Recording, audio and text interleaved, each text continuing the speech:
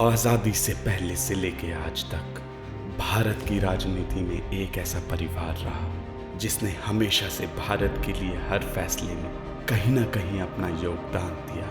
अब वो चाहे देश हित में हो या फिर देश के विरुद्ध। आज की इस वीडियो में आइए हम जानते हैं इस परिवार की काली सच्चाई, जो गांधी परिवार की सच्ची तस्वीर खोल कर रख देगी।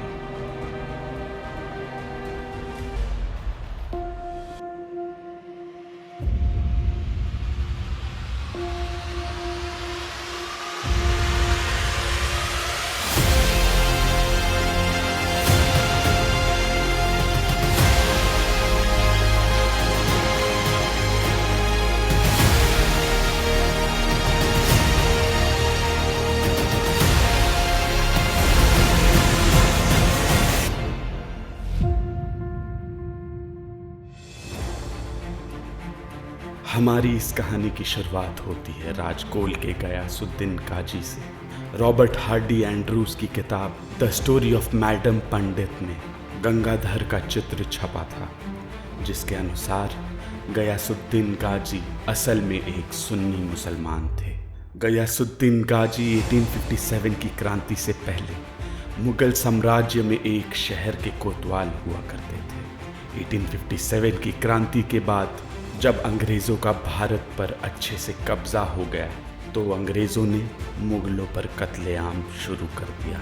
हालांकि उस वक्त अंग्रेज़ों ने हिंदुओं पर कोई हमला नहीं किया। अब इस बात से डरकर कई मुसलमानों ने हिंदू नाम अपना लिए, जिससे उन्हें छिपने में आसानी हो सके। गयासुद्दीन ने अपने परिवार के साथ कश्मीर से दिल्ली आ गए। दिल्ली आकर एक हिंदू नाम अपना लिया और अपना नाम रखा गंगाधर। और दिल्ली में जहाँ यह रहते थे वहाँ एक नहर बहती थी, तो अपना उपनाम बना लिया नेहरू। तो इस तरह नेहरू खानदान की शुरुआत हुई। M.K. सिंह की पुस्तक encyclopedia of Indian war of independence के 13वें वर्जन में विस्तार में इसका उल्लेख है। उस समय सिटी कोतवाल का दर्जा आज के पुलिस कमिश्नर की तरह एक बहुत बड़ा दर्जा हुआ करता था, और उस समय मुगल साम्राज्य में कोई भी बड़ा पद हिंदुओं को नहीं दिया जाता था। विदेशी मूल के मुसलमान लोगों को ही ऐसे पद दिए जाते थे। जवाहरलाल नेहरू की दूसरी बहन कृष्णा ने भी ये बात अपनी किताब में लिखी है कि जब बहादुर शाह जफर का राज था तब उनके दादा यानी गयासुद्दीन सिटी कोतवाल हुआ करते थे। यहाँ तक कि जवाहरलाल नेहरू ने अपनी आत्मकथा में यह भी कहा है कि उन्होंने अपने दादा की एक तस्वीर देखी है जिसमें उनके दादा एक मुगल ठाकुर की तरह कपड़े पहने हैं, और चित्र में दिखाई देता है कि वह लंबे समय से मोटी दाढ़ी रख रहे थे, एक मुस्लिम टोपी पहने हुए थे और हाथ में 2 तलवारें भी थी। आपको जानकर हैरानी होगी कि जवाहरलाल नेहरू का जन्म नंबर 77 मीरागंज इलाहाबाद में हुआ था, जो कि एक वैश्यालय था। इलाहाबाद में बहुत लंबे समय से यह इलाका वैश्यावृत्ति के लिए प्रसिद्ध है। उसी घर का कुछ हिस्सा जवाहरलाल नेहरू के पिता मोतीलाल ने लाली जान नाम की एक वैश्या को बेच दिया था। अगर आपको यकीन ना हो तो मैंने डिस्क्रिप्शन में एक न्यूज़ पोर्टल का लिंक दिया है जो इसकी पुष्टि भी करता है। बाद में मोतीलाल अपने परिवार के साथ आनंद भवन में रहने चले गए। भट्ट की एक पुस्तक the great divide Muslim and partition के अनुसार जवाहरलाल नेहरू की बहन विजय लक्ष्मी अपने पिता मोतीलाल नेहरू के कर्मचारी सैयद हुसैन के साथ भाग गई थी। मोतीलाल नेहरू जबरदस्ती उन्हें वापस ले आए और एक रंजीत पंडित नाम के व्यक्ति के साथ उनकी शादी करवा दी। अब बात करते हैं जवाहरलाल नेहरू की। भारतीय सिविल सेना के M.O. मथाई, जो प्रधानमंत्री जवाहरलाल नेहरू की पुस्तक reminiscences of the Nehru age में लिखते हैं कि जवाहरलाल नेहरू और एडविन माउंटबेटन, जो कि भारत के आखिरी वाइसरॉय लुइस माउंटबेटन की पत्नी थी, उनके बीच गहरे प्रेम प्रसंग थे। यह प्रेम संबंध इंदिरा गांधी के लिए शर्मिंदा का एक स्रोत था। इंदिरा गांधी पहले ही अपनी मां कमला नेहरू के देहांत से बेहद दुखी थी, जिनकी टीबी के चलते मृत्यु हो गई थी। इंदिरा गांधी अपने पिता जवाहरलाल नेहरू को समझाने के लिए मौलाना अब्दुल कलाम आज़ाद की मदद भी लिया करती थी। और किताब में यह भी लिखा है कि जवाहरलाल नेहरू का सरोजिनी नायडू की पुत्री पद्मजा नायडू के साथ भी प्रेम प्रसंग चला था, जिसे बाद में बंगाल के राज्यपाल के रूप में नियुक्त किया गया था। इस बात का खुलासा भी हुआ है कि जवाहरलाल नेहरू अपने कमरे में पद्मजा नायडू की तस्वीर रखते थे, जिससे इंदिरा गांधी हटा दिया करती थी। M.O. मथाई अपनी पुस्तक के पृष्ठ नंबर 206 पर लिखते हैं, 1948 में वाराणसी से एक सन्यासी दिल्ली आई जिनका काल्पनिक नाम श्रद्धा माता था। वह संस्कृत की विद्वान थी और कई सांसद उसके व्याख्यान सुनने को बेताब रहते थे। वह भी भारतीय पुरातन लेखों और सनातन संस्कृति की अच्छी जानकार थी। एक दिन नेहरू के पुराने कर्मचारी SD उपाध्याय ने एक पत्र नेहरू को सौंपा, जिसके कारण नेहरू उस सन्यासी को इंटरव्यू देने के लिए राजी हो गए। चूंकि देश जब आज़ाद हुआ था और काम बहुत ज़्यादा था, तो नेहरू ने अधिकतर इंटरव्यू आधी रात के समय ही दिए। मथाई अपनी किताब में लिखते हैं कि एक रात मैंने उन्हें PM हाउस से निकलते देखा। वो बहुत ही जवान, खूबसूरत और दिलकश थी। अब आते हैं हम इंदिरा गांधी के प्यार के किस्सों पर। इंदिरा प्रियदर्शनी नेहरू को ऑक्सफोर्ड विश्वविद्यालय में भर्ती कराया गया था, लेकिन वहां से बेकार प्रदर्शन के चलते उन्हें बाहर निकाल दिया गया। फिर शांति निकेतन में पढ़ते वक्त रविंद्रनाथ टैगोर ने उन्हें अनुचित व्यवहार के लिए बाहर निकाल दिया था। इन सब परेशानियों के चलते इंदिरा गांधी अकेलेपन और अवसाद की शिकार हो गई थी, और तभी उनके जीवन में आए फिरोज खान। फिरोज खान व्यापारी मुबारक अली के बेटे थे, जो आनंद भवन में घरेलू सामान और शराब पहुंचाने का काम करते थे, जो मूल निवासी थे जूनागढ़ गुजरात के। मुबारक अली ने एक पारसी महिला से शादी की और उसे मुसलमान बनाया। फिरोज खान और उनकी मां का उपनाम था गांधी। गांधी नाम पारसियों में अक्सर पाया जाता था। विवाह से पहले फिरोज गांधी फिरोज खान थे, और इंदिरा गांधी की मां कमला नेहरू इन दोनों की शादी के खिलाफ थी। अब पिता राजनीति में पूरी तरह से व्यस्त थे और मां मृत्यु शैय्या पर पड़ी हुई थी। इसी बात का फ़ायदा उठाकर फिरोज खान ने इंदिरा को बहला फुसलाकर उसका धर्म परिवर्तन करवाया और लंदन के एक मस्जिद में उससे शादी रचा ली। यहीं से इंदिरा प्रियदर्शनी नेहरू का नाम रखा गया, मेमुना बेगम। जवाहरलाल नेहरू को जब यह बात पता चली तो वो बहुत ही क्रोधित हुए, और जब ये खबर मोहनदास करमचंद गांधी को मिली तो उन्होंने नेहरू को बुलाकर समझाया और फिर राजनीतिक छवि के खातिर फिरोज को मनाया कि वह अपना नाम गांधी रख ले।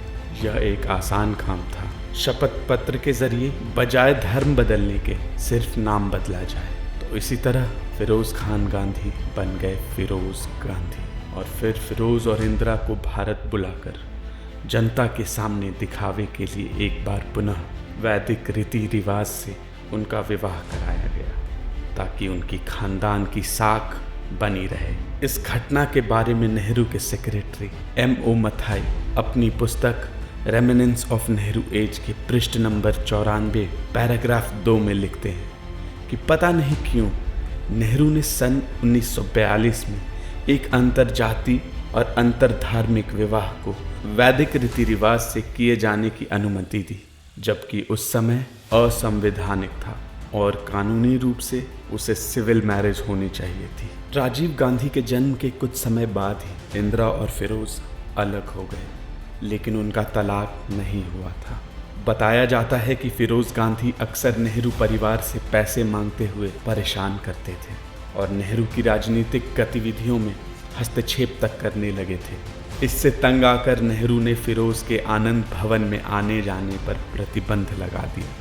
मथाई अपनी किताब में लिखते हैं कि फिरोज की मृत्यु से नेहरू और इंदिरा को बड़ी राहत मिली थी। 1960 में फिरोज गांधी की मृत्यु भी रहस्यमय हालात में हुई थी। कैथरीन फ्रैंक की एक किताब the life of Indira Gandhi Nehru, Indira Gandhi के कुछ दूसरे प्यार के किस्से उजागर होते हैं। उसमें लिखा गया है कि इंदिरा गांधी का चक्कर पहली बार अपने जर्मन के अध्यापक के साथ चला था और बाद में अपने पिता जवाहरलाल नेहरू के सेक्रेटरी M.O. मथाई के साथ भी उनका प्रेम परवान चढ़ा था। उसके बाद अपने योग के अध्यापक धीरेन्द्र ब्रह्मचारी और उसके बाद विदेश मंत्री दिनेश सिंह के साथ भी इनके प्रेम का परवान चढ़ा था। अब बात करते हैं राजीव गांधी की। बताया जाता है कि राजीव गांधी खुद पढ़ाई में कमज़ोर थे। 1962 से 65 तक उन्होंने ट्रिनिटी कॉलेज कैम्ब्रिज में मैकेनिकल इंजीनियरिंग में दाखिला लिया था, लेकिन उन्होंने डिग्री के बिना ही कैम्ब्रिज छोड़ दी थी क्योंकि वह परीक्षा पास नहीं कर सके थे। 1966 में अगले वर्ष वे इंपीरियल कॉलेज लंदन में दाखिल हुए, लेकिन फिर से डिग्री के बिना कॉलेज छोड़ दिया। KN राव ने अपनी पुस्तक में साफ कहा है कि राजीव गांधी सानिया मेनन से शादी करने के लिए एक कैथोलिक बन गए थे और उन्होंने अपना नाम रॉबर्टो रखा और उनके 2 बच्चे हुए, जिसमें से लड़की का नाम उन्होंने बियेंका रखा और लड़के का नाम राउल। बड़ी ही चालाकी से भारतीय जनता को बेवकूफ़ बनाने के लिए राजीव सोनिया का हिंदू रीति रिवाज से पुनर्विवाह करवाया गया और बच्चों का नाम बियेंका से बदलकर प्रियंका और राहुल से बदलकर राहुल कर दिया गया। अब आइए डालते हैं कुछ प्रकाश सोनिया गांधी के जीवन पर। सोनिया गांधी का नाम एंटोनियो माइनो था और उनके पिता इटली के कुख्यात शासन के एक कार्यकर्ता थे। उन्होंने रूस में 5 साल की सजा भी काटी थी।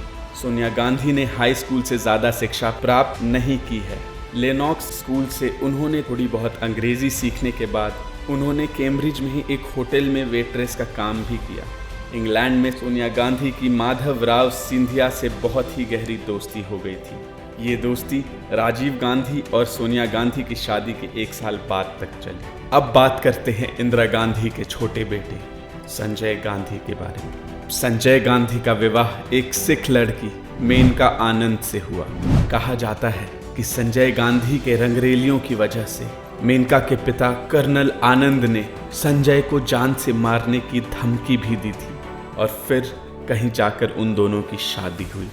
मेनका कोई साधारण लड़की नहीं थी, क्योंकि उस जमाने में उन्होंने बॉम्बे डाइंग के लिए एक तौलिए का विज्ञापन किया था। आमतौर पर ऐसा माना जाता है कि संजय गांधी अपनी मां को ब्लैकमेल करते थे, जिसके कारण उनके सभी बुरे कामों पर इंदिरा ने हमेशा पर्दा डाला और उसे अपनी मनमानी करने के लिए छोड़ दिया। संजय गांधी की एक प्लेन क्रैश में मृत्यु हो गई और प्लेन दुर्घटना भी पूर्ण रूप से रहस्यमय थी। गोता लगाते हुए बिना किसी चीज़ से टकराए क्रैश हो गया। ऐसा सिर्फ उस स्थिति में होता है जब विमान में ईंधन खत्म हो जाए, लेकिन उस समय की उड़ान का रजिस्टर बताता है कि उड़ने से पहले ही प्लेन का टैंक पूरा भरा गया था और बाद में इंदिरा गांधी ने अपने प्रभाव का इस्तेमाल करते हुए इस मामले में जांच निषिद्ध करवा दी। ऐसा कहा जाता है इंदिरा गांधी की मृत्यु गोलियां लगने से हुई थी, लेकिन ये बात बहुत कम लोग जानते हैं कि उनकी मृत्यु गोली लगने से नहीं बल्कि ज़्यादा खून बह जाने के कारण हुई थी। जब इंदिरा गांधी को गोली लग चुकी थी तब सोनिया गांधी ने अजीब व्यवहार करते हुए बजाय इंदिरा गांधी को एम्स ले जाने के उसे विपरीत दिशा में डॉक्टर राम मनोहर लोहिया हॉस्पिटल में ले जाने पर जोर दिया। बाद में अपना मन बदलते हुए फिर से फैसला बदला और इंदिरा को एम्स ले गई।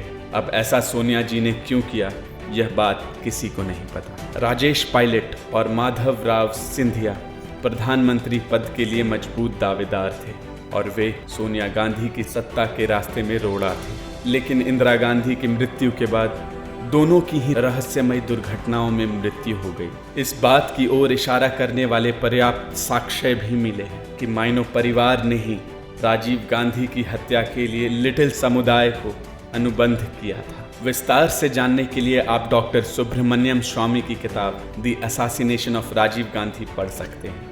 दोस्तों, आपने इतना कुछ इस वीडियो में जाना, लेकिन अब भी बहुत सारे राज हैं जो रह गए हैं।